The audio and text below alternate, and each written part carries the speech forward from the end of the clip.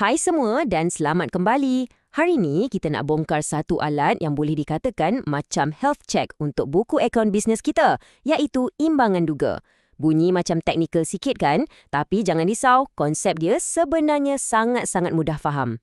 Cuba bayangkan awak tengah jalankan satu perniagaan. Duit masuk, duit keluar, beli aset, bayar hutang, macam-macam benda berlaku. Lepas beratus-ratus transaksi, macam mana kita nak yakin yang semua catatan tu betul dan buku akaun kita balance? Inilah masalah yang imbangan duga datang untuk selesaikan.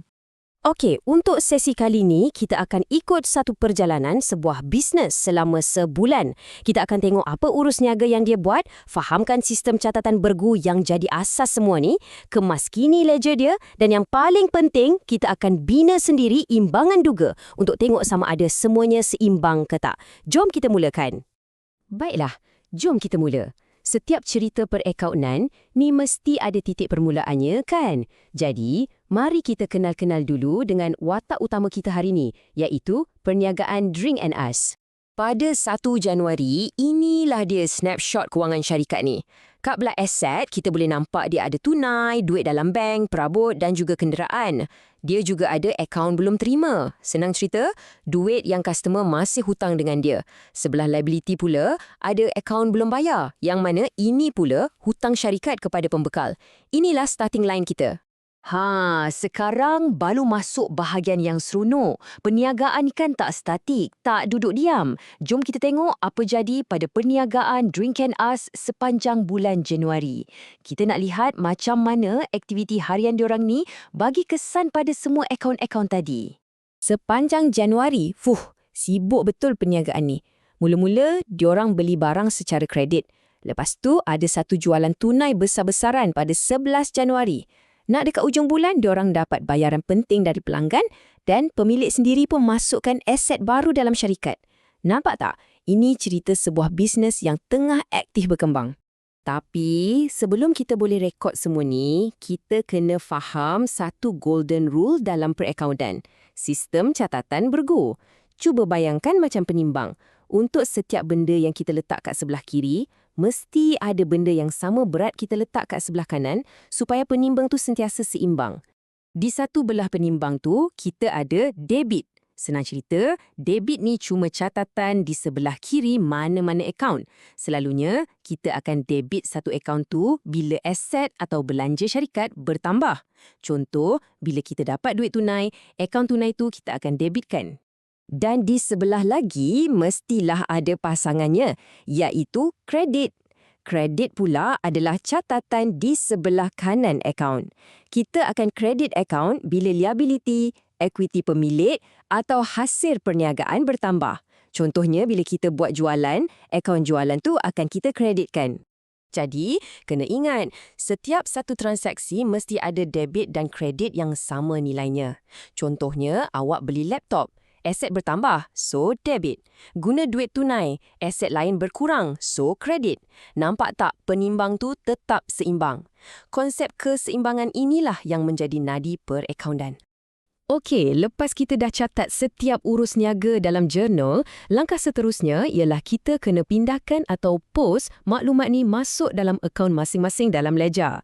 Kiranya, daripada kita tengok urus niaga ikut tarikh, sekarang kita kumpulkan ikut jenis akaun untuk nampak kesan dia. Okey, supaya lagi senang nak nampak, jom kita fokus pada satu akaun yang kita semua kenal, akaun tunai di bank. Kita nak tengok macam mana baki akaun ni bergerak naik turun sepanjang bulan Januari. Kita mula pada 1 Januari dengan baki sebanyak RM10,600 dalam akaun bank syarikat. Ini starting point kita ya. Lepas tu, tengok ni ada duit masuk. Pada 11 Januari, hasil jualan sebanyak RM7,200 didepositkan ke bank. Aset bertambah, jadi kita rekod sebagai debit dalam akaun bank. Baki pun terus naik. Mestilah kan, duit bukan setakat masuk je, keluar pun ada. Contohnya pada 8 Januari, syarikat bayar hutang pada pembekal sebanyak RM1,800. Duit keluar, aset berkurang, so kita rekod sebagai kredit dalam akaun bank dan baki pun berkurang. Dan ingat tau, proses debit dan kredit ni berlaku untuk setiap transaksi dalam setiap akaun yang terlibat sepanjang bulan tu.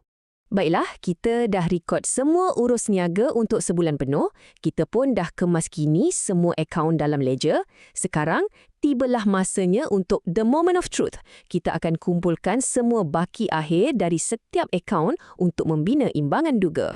Inilah soalan paling utama. Lepas macam-macam benda berlaku, jual, beli, bayar, terima duit, adakah jumlah semua debit sama dengan jumlah semua kredit? Adakah penimbang perekonomian kita masih lagi seimbang? Dan inilah jawapannya. Imbangan duga untuk perniagaan Drink and Use pada 31 Januari. Setiap akaun disenaraikan dengan baki akhir sama ada di lajur debit atau kredit. Dan cuba tengok tu, jumlah kedua-dua lajur sama, seimbang. Ini sahkan yang dari segi kira-kira, sistem catatan bergu kita berfungsi dengan betul. Jadi, kita dah berjaya dapatkan imbangan yang seimbang. Bagus. Tapi, kenapa benda ni penting sangat?